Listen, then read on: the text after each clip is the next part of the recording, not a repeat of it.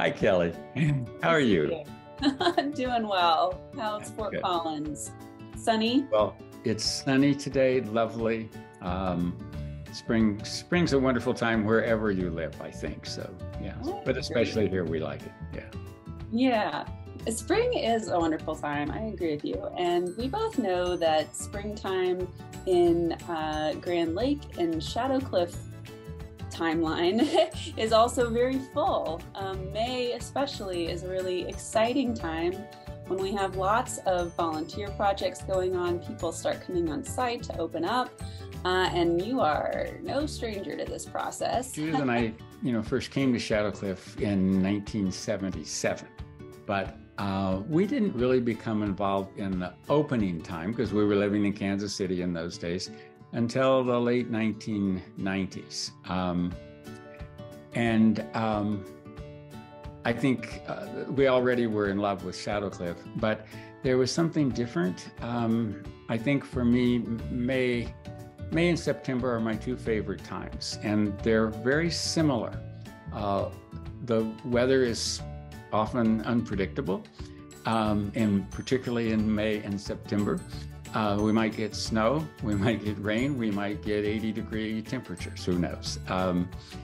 But I think that the May for me is, it's about anticipation. This place has been closed. This place that I love has been closed for, 7 months at this point. And I get the opportunity to go back and see what winter has done to it. And the opportunity to, to see the very first buds of spring, literally the pasque flowers that pop out and the grape holly that pops out.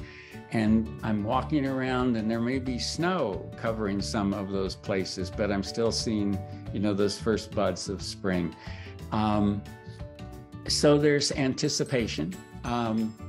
And the anticipation comes both from the love of place and the community of people, because I know that I'm going to encounter folks I haven't seen. Some maybe I haven't seen them for 3 or 4 years, and others that I know will always be there in May. And then there'll be new people. There's always new volunteers. And so it's that excitement of being able to share this special place with people that I'm already in community with, and then to bring others who are new to that and to help them see and understand what it is that I've fallen in love with there. For example, a lot of the time that I've been at Shadowcliff over the last 25 years has been early May, not just a volunteer weekend, but early May.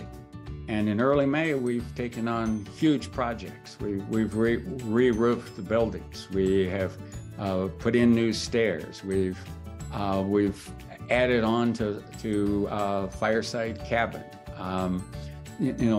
Huge projects. From Shadowcliff's end, May is an expensive time because we are providing food for our volunteers, and we're providing lodging for our volunteers, and we're having repair costs. And we're doing, maybe we're, just cleaning all the windows and the light bulbs and the fixtures, but there are costs to doing that. So it's also a time, I think, for those of us that are on site. It is a reminder to us that there is a cost of the maintenance of the place and the saving it for future generations.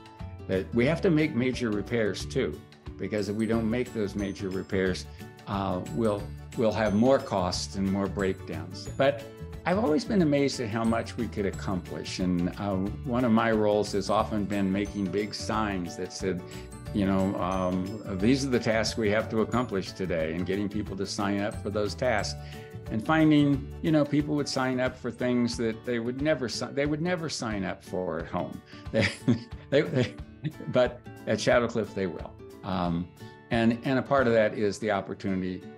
It's a lot more fun to work with someone than it is to be off working, solely by yourself. And I think that's the building of community that happens at Shadowcliff. And if you are there as a volunteer and come back in the summer or come back another year, as a guest, and you see something that you did, and you're reminded, we put that sign up, or, we painted that door, or repaired that window, or we cleaned all those fixtures that year. Those are reminders of how you become the place that you work in. You become a part of that. And I know that particularly as I age, as Judith and I age, we're very much aware, for example, of our Shadowcliff's a part of our legacy giving, of course. That when we're no longer here, there will be some part of us that remains at Shadowcliff. So I think reminding folks of some of those needs is an important piece, but also reminding them that if they can't come in May, they may have the opportunity to come back at the end of September and help to close. And honestly, for me, I've always loved September as well, because it's a little bit like, okay, we want to close this down just a certain kind of way so that when we come back and open it next year, we know where things are and that it's in good condition when we come back, so that it's only the winter that tempers it. Thanks for your time today, Bob, to chat with me. Will you be coming up to Shadowcliff at all this year, do you think? Judith and I plan to be there the last for like 3 or 4 days before Memorial Weekend, and then we will be there on Memorial Weekend. Judith's birthday is always on Memorial Weekend, so she's kind of accustomed to that's where we celebrate it. So that's wonderful. Well, I look forward to seeing you both up there. All right, thank you. Thanks again so much, Bob. Bye.